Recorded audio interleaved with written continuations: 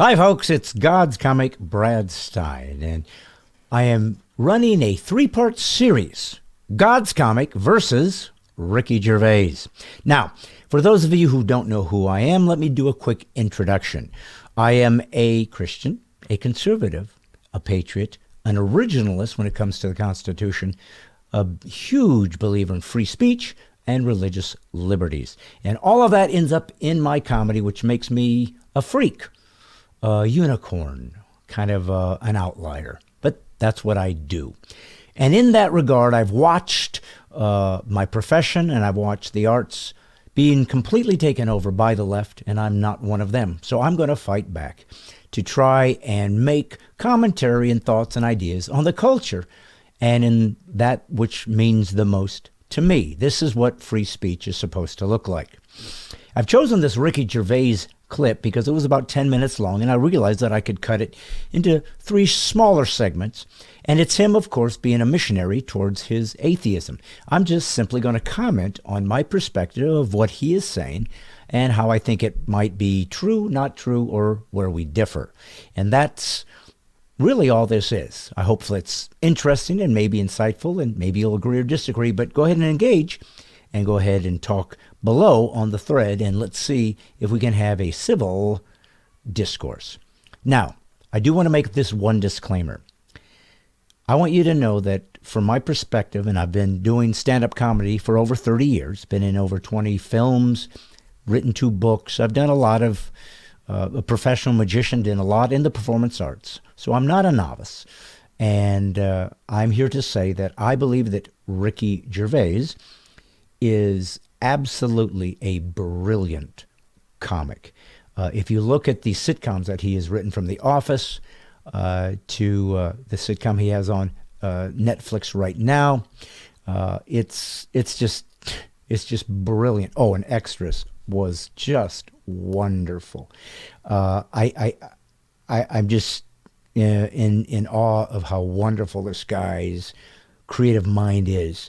Great actor, comic actor, and stand-up comic. So let me go on record. Ricky Gervais is funnier than I will ever be in my lifetime. He is richer than I will ever be in my lifetime. He's more creative than I will ever be in my lifetime. He's more famous than I will be ever in my lifetime. He is successful. And what I really love about him is he is not woke. He despises political correctness. He has called out Hollywood to their face. He goes against the woke and the leftist, the cultural Marxist cancer that's destroying the West. He fights against it. And he has the riches and the fame to be able to do so without being canceled because he's too powerful. So thank God, ironically, for this atheist who stands for the things that he does. So I wanted to preface by saying I'm a fan of Ricky Gervais. So what this commentary is coming from a perspective that will seem odd or maybe even sort of pathetic to any atheist watching this, and that is this. I am actually required by my faith to care about people who don't believe that Jesus is God. I'm required to care about them. I have and will continue to, and this isn't just a metaphor, pray for Ricky Gervais, and I'll tell you why. I want him to go to heaven. He's so funny. He's so wonderful, and I want him to meet the Creator that gave him the skills and the incredible artistic acumen that he has. I want him to be in heaven with me because I think he would be an amazing friend. I will never meet Ricky Gervais. He will never see this. Trust me, I'm nobody. This is for those who, though, know him and maybe know me and might find this interesting. So, as an atheist, he has no obligation to care about me or in any way defend or protect my rights, though I believe he would, based on what I've seen. He definitely believes in free speech. But I, as a Christian, have to care about him and all people's souls. That's what it means to be a Christ follower. You actually believe there's something at stake for not believing in Christ. So, this is my take on this missionary of atheism, Ricky Gervais, who I absolutely think is amazing. So, we're going to take it from here. It'll probably be a 3 sections, or what do you call it, 3 episodes of my commentary to keep it shorter. But I wanted to say this preface so everybody would know how much I admire this guy. So it's going to be all off the cuff. This isn't rehearsed. There is no script. So we'll see how it works. Starting now. Why don't you believe in God? Why don't I believe in God? Is that the question that they ask atheists? I think it's an interesting question. It's an important question. Why not ask it? Well, that's a very strange question. It's not a strange question, Ricky. Actually, it's probably the single most asked question in human history. Why don't you believe in God? You came up with it.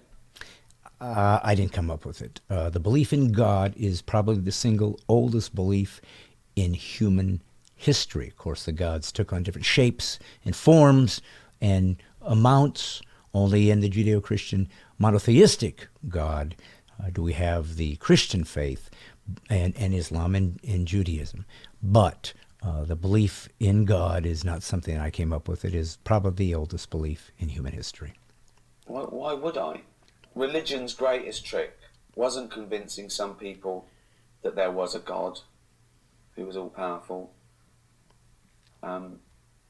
It was convincing everyone else that you couldn't ridicule that idea. Not true.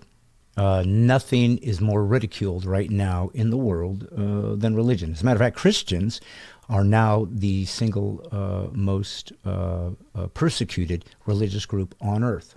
So obviously they're ridiculed. Obviously they are put down. Certainly by leftism, which takes its roots from Marxism, it despises Christianity because it deals with one idea that leftism simply can't accept, that there's an actual truth out there, irrespective of what they believe.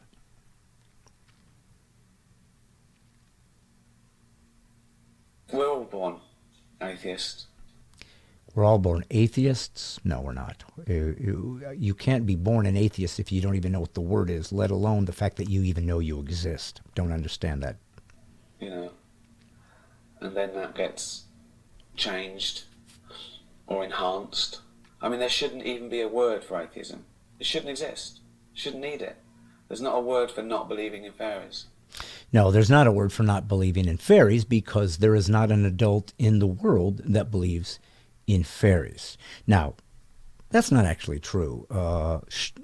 Sir Arthur Conan Doyle, a fellow Brit who wrote the amazing Sherlock Holmes, believed in fairies. Actually, there was a famous pictures that some little girls in England took in the 1910s or whatever, putting up paper fairies and saying these were actual fairies they captured, and he believed it. So, other than that outlier, the Sherlock Holmes author, no adult believes in fairies. They don't believe in Santa Claus. They don't believe in the tooth fairy or unicorns or anything else that is clearly provable not to be true and we know came from mythology. God, on the other hand, is probably the single most debated, philosophically examined idea in the history of humanity. And there are incredible thousands of years of deep thinking and study on the proofs that God makes more sense than not God. So fairies and gods are a conflation of categories that aren't even intertwined. You know? And if people didn't keep inventing these weird, impossible deities, we wouldn't have to go around denying them. If people didn't go around inventing them, we wouldn't have to go around denying them. Well, you don't have to go around denying them, Ricky. You can not even pay attention to them. As a matter of fact, if you really think that people believe in this illusion, this flying spaghetti monster or this invisible man in the sky, and you really believe that they're deluded, as Richard Dawkins said in The God Delusion, if you really believe that, then you should see these people as special needs. You should feel sorry for them. Ignore them as clearly people that belong in an institution, but there's no reason to even comment. Why would you? This is an important thing to these poor, pathetic people. Let them have it, but you don't. You need to destroy it. What does that say about you? The human brain, when it's young, is a sponge. It has to be. It has to take in all the information. It has to trust its parents, its elders, to survive. Without question, don't touch the fire. Why not? Don't go near the wolf. Don't touch that spider with a red bit. Don't touch that. Why not? Just don't. There is a God. What? There is a God. And if you're bad, you go to hell. Okay? And Well, that isn't really the truth. If you're bad, you go to hell. The proof is that human beings, as you talked about children and their brain as a sponge, the truth is that human beings need to be taught to be good. We are inherently bad. No one teaches a child how to hit. You have to teach them how not to. Nobody teaches their kid how to steal. You got to teach them how to share. See, we're not good, and the left believes we are. That's why they make such stupid, horrifying decisions, because they believe people are inherently good. If you knew how the truth was, which is what the Bible says, people are inherently bad, and you must spend your life trying to get better, you'd understand why the world is the way it is. And by the way, we're already going to hell. We kind of got stuck in this lineage of people that made a mistake. The beauty of Jesus is he died so that you don't have to. Nobody goes to hell because God threw them there. Everybody goes to hell because they chose to go, because they refused to accept his way out. That's the reality of it all. if that's constantly confirmed, like all the other things, wolves eat you, black widows kill you, fires burn you, if it's given that same level of credence and truth, you're never going to get over it. It's going to be a lot harder to undo that. I think the myths came up, made, often as a stopgap to knowledge until we find out more. The earth is flat, and no, we've proved now, okay, the earth's not flat, we were wrong, okay? But that's not personal. You don't take that personally. It doesn't affect you. It doesn't affect your afterlife, And so they often want to hold on to that, right? But only because of the way they've been conditioned. We know it's fun to tell children there's a Santa Claus, and there's fairies at the bottom of the garden, and all these cute things. It's cute till they're 7 or 8. If they're 34, it's a bit embarrassing socially. This is my son. What's he doing? He's looking for fairies. Is he? Okay, we better leave. If you're born in India, you're probably a Hindu. If you're born in America, you're probably a Christian. If you're born in Pakistan, you're probably a Muslim. That's a coincidence, isn't it? No. It's no more of a coincidence than if you're born to atheist parents, you're an atheist. That is one of the most foolish arguments I've ever heard. What difference does it make how you were born, or where you were born, or how you are raised? People change their opinions and their behavior and their thoughts and what they want to commit to all the time. There are thousands and millions of stories of people brought up under a Christian home who completely abandoned it. People who grew up under famous Christian parents abandoned it. People who were Muslims that became Christians. People that were Christians that became atheists. It happens all the time. This argument that because you are raised with a certain perspective based on your cultural milieu doesn't make any sense because they never applied to themselves. Let me ask you, Ricky, you have any kids? If you did, you're going to raise them like Christians? No, you're going to raise them like an atheist. Does that mean it's not true? Or does it simply mean you're giving them what matters to you, and then eventually they'll decide? The argument doesn't hold water. It's foolish. That you're always born into the right God. Always. Isn't that lucky? I was born into the right God. All those others are going to hell. But I was born into the right religion. I'm going to heaven. It's strange that we hold on to these sort of medieval beliefs. It's medieval to believe that there's such a thing as an actual right God. Do you consider the medieval beliefs when we Christians created the modern sciences and the scientific method, that we thought that it's some odd belief that we actually know that gravity works, or that the earth revolves around the sun? These are ideas and thoughts that we observed and we found, and we began to utilize them to observe the natural world.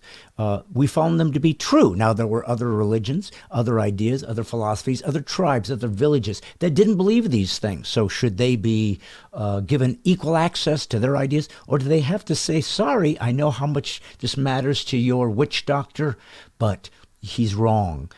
this is the way the world works. So again, you don't have any problem with people reaching scientific conclusions if they're provable, but if the fact that there's this transcendent idea of God, that perhaps there is one that actually is the true God, since every idea can have an antithetical idea, every truth has a falsehood, or there wouldn't be such a word as truth and false.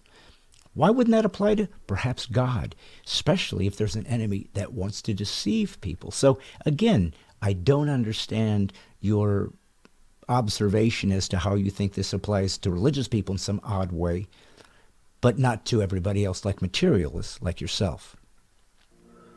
You know, where did the universe come from? God made it, which doesn't solve the problem for me, because we straight away say, well, who made God? That is one of the dumbest arguments atheists make, and I say it literally because it's dumb or stupid. Now, I don't say that as a malicious term. Stupid means uneducated, not able to think critically. It's a dumb argument, stupid argument. Why? Because if God is real, he is literally immaterial.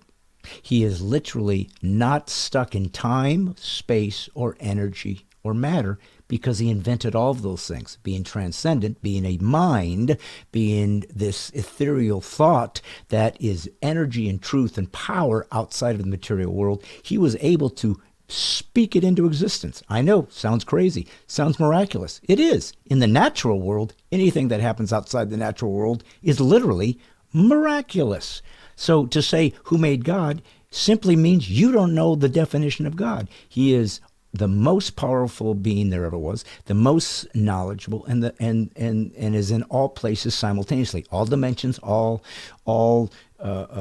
spheres of existence, whatever they are that we don't know. God is in those places. It is the most powerful being of all time, and again, made the material world. So nobody made God, because his very definition is he who was never made. He was always here. We know the universe wasn't.